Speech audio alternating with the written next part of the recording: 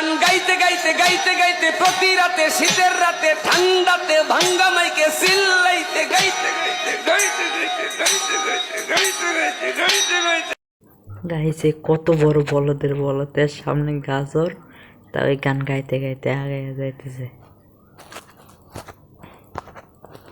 কিন্তু একটা কথা, এত বড় বড় গাজর আইলে কোনে থেকে?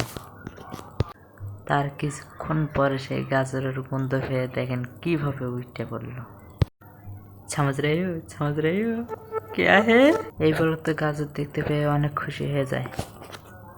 আহ क्या स्वादिष्ट है यार।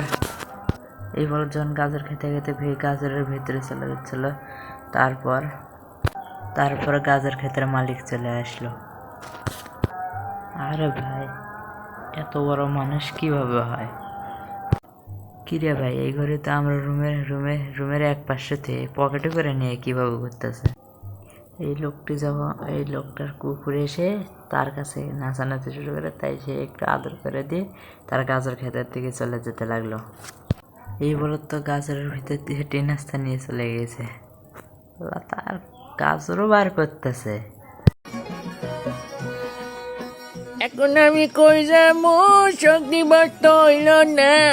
বাংলাদেশের কোথাও কি গেলে বিরিয়ানি পাবো না। আসিনারে কত বুঝাইছি, বাড়াবাড়ি করো না। জনগণের চেষ্টা গেলে দেশে জায়গা পাবা না। কুকুরটা দেখলো যে গাজরের ভিতর দিয়ে ট্রেন আসতে চলে গেছে, তাই সে গাজরটিকে ট্রেনে বার করে ফেললো। তুই কি আমারে ফুটপাতের মাস্তান ভাবছস? 2 কোটি টাকার কাম 2 লাখ টাকা দিয়া করবি? আমারে চিনছস? আমি সানডে মানডে ক্লোজ করছি, 1-2 তে খালাস। এই বলে দেখলো বাইরে সেটা সাইনবোর্ড লাগান, তারপরে সে নিচের দিকে তাকায় যা দেখলো। আসসালামু আলাইকুম বড় ভাই। এই বলতে কুকুরের দিকে দেখে ভাবতেছে এত বড় কুকুর হয় কেমনে? আমারও কথা যে এত বড় কুকুর আইলো কোনো দেখা। ইস, আবার ইংরেজি মারাও।